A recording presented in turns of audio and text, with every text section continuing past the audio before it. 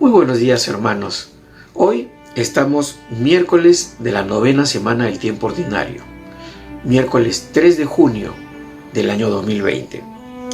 Empezamos la lectura del Santo Evangelio según San Marcos.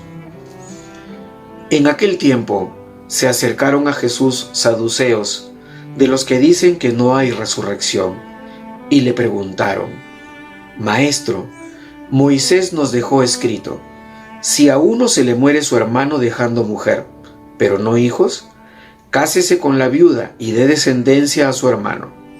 Pues bien, había 7 hermanos. El primero se casó y murió sin hijos. El segundo se casó con la viuda y murió también sin hijos.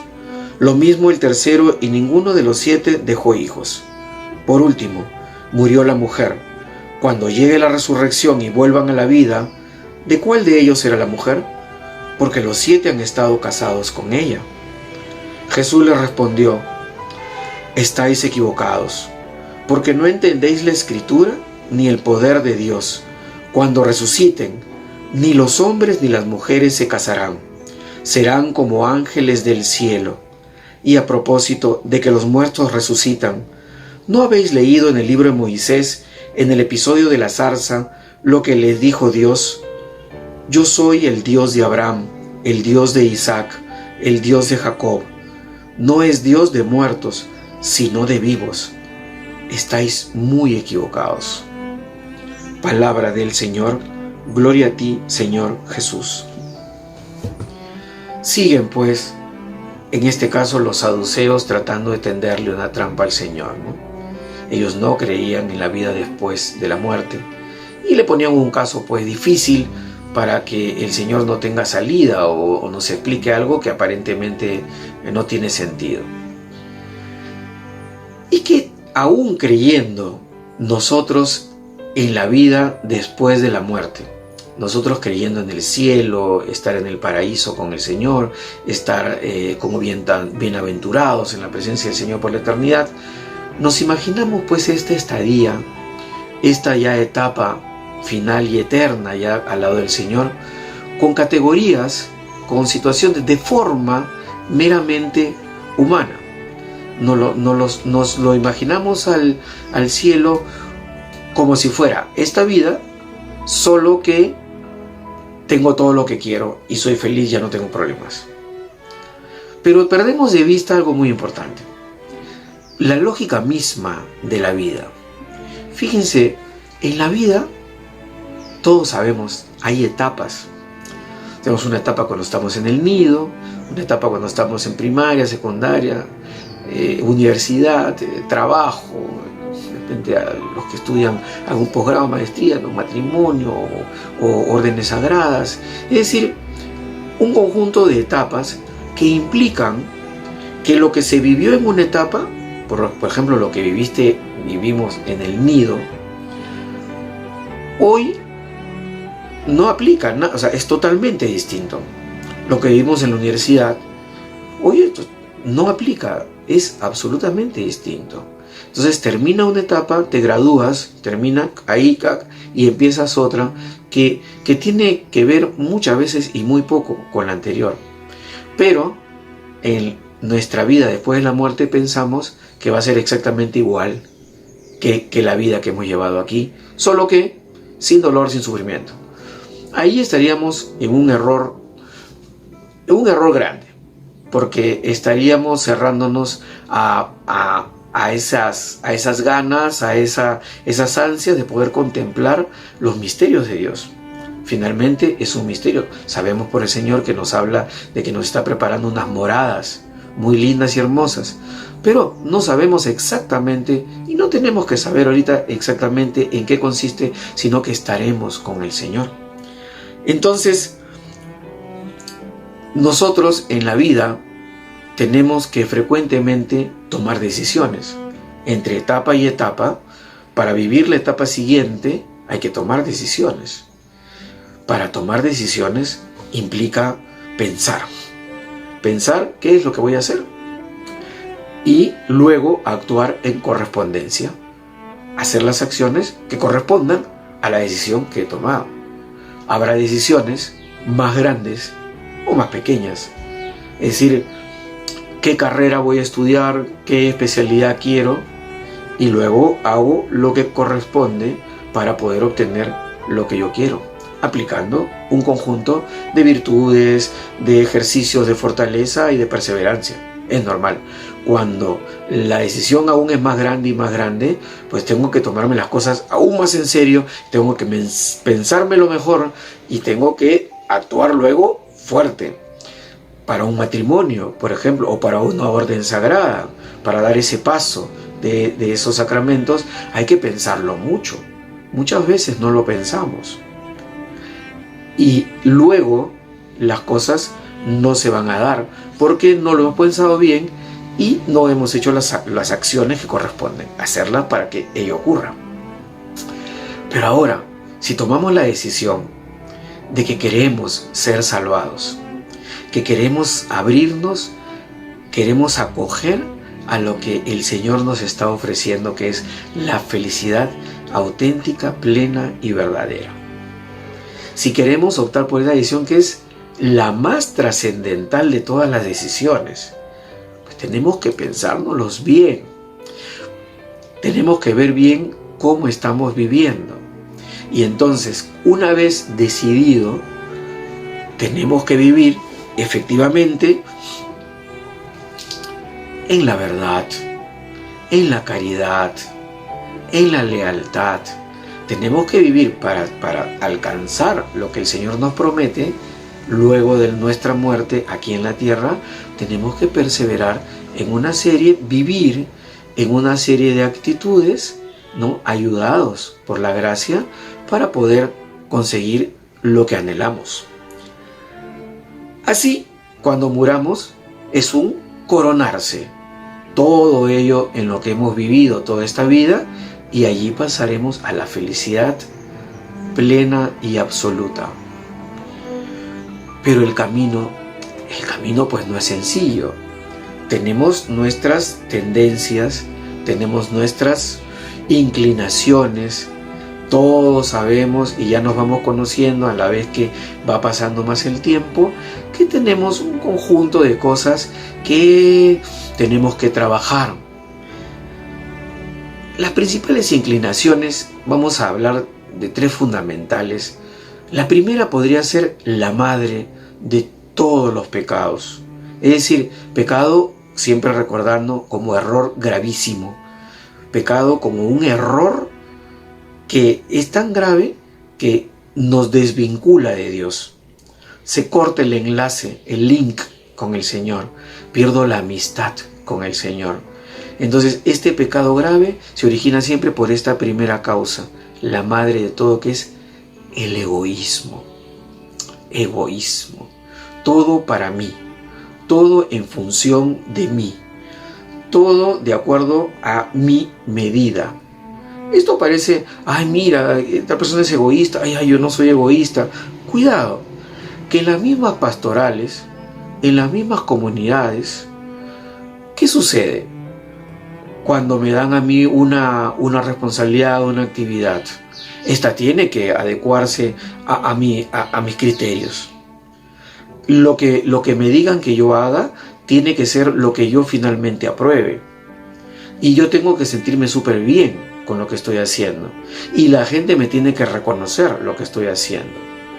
Es decir, no es un acto puro y cristalino de servicio, sino es hacer cosas que me gustan, estar en un ambiente donde yo controle y finalmente que todo se adapte a mi medida.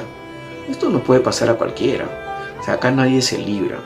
En la pastoral, es en la familia, en el trabajo, en tu asociación de exalumnos de tal colegio, donde quieras.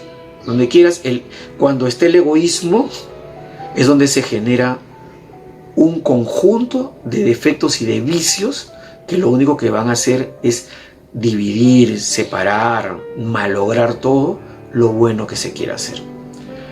Ese es el primer obstáculo que tenemos. El segundo obstáculo, que parece mentira, pero es bien corrosivo, es el victimismo. El victimismo. Yo soy la víctima. todos contra mí. Se me ha prendido este se ha obsesionado conmigo, esta no me dejan, yo la verdad que me siento mal, ¿por qué me pasan estas cosas? Entonces el victimismo lo que va a hacer es que yo todo lo vea de forma negativa. Todo lo que hacen el resto está mal. Yo estoy bien. ¿Por qué no me ayudan a mí? ¿Por qué me hacen esto? ¿Y por qué es aquello? Es un permanente proceso de lamentación. Yo, pobrecito, pobrecita, ¿cómo me tratan así? Estos y aquellos. Qué lisura, ¿no? El tercer obstáculo, que es fuerte también, es muy fuerte, es constantemente estar en actitud pesimista. El pesimismo. No, acá nada se puede hacer. No, usted ha venido acá a esta comunidad, a este movimiento, pero no se puede hacer, porque la gente, mire, es así. Acá no se puede hacer nada, todo está perdido. O sea, el pesimismo me inamoviliza. El pesimismo, como dice nuestro Santo Padre, es como una anestesia que adormece nuestra alma. Ya nada es posible, ¿para qué? Todo está perdido.